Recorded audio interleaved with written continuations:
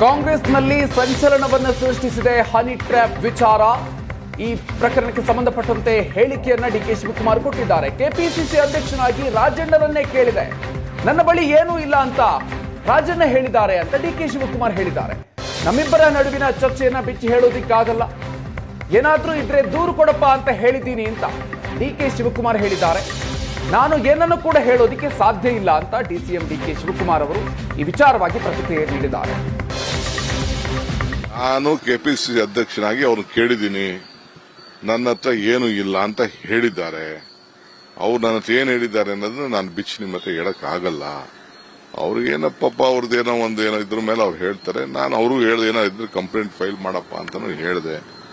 ನಿನ್ನೆನೆ ಟಿವಿಗೆ ಅವರು ಹೇಳಿದ್ದಾರೆ, ಅದೆಲ್ಲ ಕೋಲಾರಲ್ಲೂ ಟಿವಿಗೆ ಹೇಳಿದ್ದಾರೆ. ಇದಕ್ಕೆ ನಾನು ಇನ್ನೇನ್ ಹೇಳ್ಬೇಕು? ನಾನು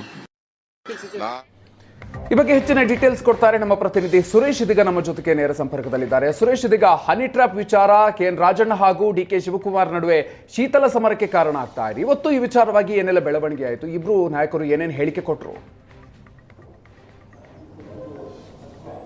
ಮಧುಕರ್, ಸದ್ಯಕ್ಕೆ ರಾಜ್ಯ ರಾಜಕಾರಣದಲ್ಲಿ ಹನಿ ಟ್ರಾಪ್ ವಿಚಾರದ್ದೇ ಒಂದು ದೊಡ್ಡ ಸಂಚಲನ ಅಂತ ಹೇಳಬಹುದು. ಪ್ರಮುಖವಾಗಿ ರಾಜಣ್ಣ ಅವರನ್ನ ಟಾರ್ಗೆಟ್ ಮಾಡಿಕೊಂಡು ಮಾಡಲಾದಂತ ಈ ಒಂದು ಹನಿ ಟ್ರಾಪ್ ವಿಚಾರ ಏನಿದೆ, ಇದು ಸದನದಲ್ಲಿ ಕೂಡ ಸದ್ದು ಮಾಡಿತ್ತು. ರಾಜಣ್ಣ ಅವರು ನೇರವಾಗಿ ಸದನದಲ್ಲಿ ಈ ವಿಚಾರವನ್ನ ಪ್ರಸ್ತಾಪವನ್ನ ಮಾಡಿದ್ರು. ಇದೀಗ ರಾಜ್ಯ ರಾಜಕಾರಣದಲ್ಲಿ ಯಾವುದೇ ನಾಯಕರು ಯಾವುದೇ ನಾಯಕರನ್ನ ಭೇಟಿ ಮಾಡಿದ್ರು ಕೂಡ ಇದೇ ವಿಚಾರವನ್ನ ಚರ್ಚೆಯನ್ನ ಮಾಡ್ತಿದ್ದಾರೆ ಅನ್ನುವಂತ ಸುದ್ದಿಗಳು ಕೂಡ ಬರ್ತಾ ಇದೆ. ಒಂದು, ಸಿದ್ದರಾಮಯ್ಯನವರನ್ನ ಎಐಸಿಸಿ ಅಧ್ಯಕ್ಷರಾದಂತಹ ಮಲ್ಲಿಕಾರ್ಜುನ್ ಖರ್ಗೆ ಅವರು ಅವರ ನಿವಾಸಕ್ಕೆ ಭೇಟಿ ನೀಡಿ ಸಾಕಷ್ಟು ಹೊತ್ತು ಚರ್ಚೆಯನ್ನ ನಡೆಸಿದ್ದು ಒಂದು ಕುತೂಹಲದ ಕಾರಣ. ಸಿದ್ದರಾಮಯ್ಯನವರಿಗೆ ಕಳೆದ ಕೆಲವು ದಿನಗಳಿಂದ ಆರೋಗ್ಯ ಸರಿ ಇಲ್ಲ. ಆ ಒಂದು ನೆಪದಲ್ಲಿ ಅವರನ್ನ ಮಲ್ಲಿಕಾರ್ಜುನ್ ಖರ್ಗೆ ಅವರು ಭೇಟಿ ಮಾಡಿದ್ದಾರೆ. ಅದರ ಜೊತೆಯಲ್ಲಿ ಈ ಒಂದು ವಿಚಾರವನ್ನು ಚರ್ಚೆ ಮಾಡಿದ್ದಾರೆ. ಇನ್ನು ರಾಜಣ್ಣ ಅವರ ಜೊತೆಯಲ್ಲಿ ನಾನೇ ನೇರವಾಗಿ ಮಾತನಾಡಿದ್ದೇನೆ, ಅಂತಹ ಯಾವುದೇ ಹನಿ ಟ್ರಾಪ್ಗೆ ಸಂಬಂಧಪಟ್ಟಂತಹ ವಿಚಾರಗಳಿದ್ರೆ ದೂರು ಕೊಡಿ ಅನ್ನುವಂಥ ಒಂದು ಮಾತನ್ನ ಹೇಳಿದ್ದೇನೆ. ಆದರೆ ರಾಜಣ್ಣ ಅವರು ಅಂತ ಯಾವುದೇ ವಿಚಾರ ಇಲ್ಲ ಅನ್ನುವಂಥ ಮಾತನ್ನ ಡಿಕೆ ಶಿವಕುಮಾರ್ ಹೇಳಿರುವಂಥದ್ದು ಕೂಡ ಮತ್ತೊಂದು ಕುತೂಹಲಕ್ಕೆ ಕಾರಣ ಆಗಿದೆ. ಇದರ ಜೊತೆಯಲ್ಲಿ ರಾಜಣ್ಣ ಅವರ ಪುತ್ರ ಆದಂತಹ ರಾಜೇಂದ್ರ ಅವರು ಭಾಷಣದಲ್ಲಿ ಹೇಳಿರುವಂತಹ ಒಂದಷ್ಟು ಹೇಳಿಕೆಗಳು ಕೂಡ ಸಂಚಲನಕ್ಕೆ ಕಾರಣ ಆಗಿದೆ.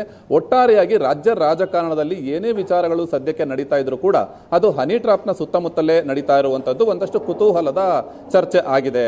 ಮಧುಕರ್, ಓಕೆ, ಥ್ಯಾಂಕ್ ಯು ನಿಮ್ಮ ಡೀಟೇಲ್ಸ್ಗೆ.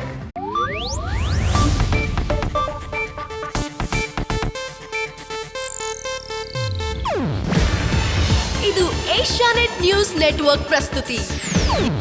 ನೀವು ನೋಡ್ತಿದ್ದೀರಾ ಏಷ್ಯಾನೆಟ್ ಸುವರ್ಣ ನ್ಯೂಸ್.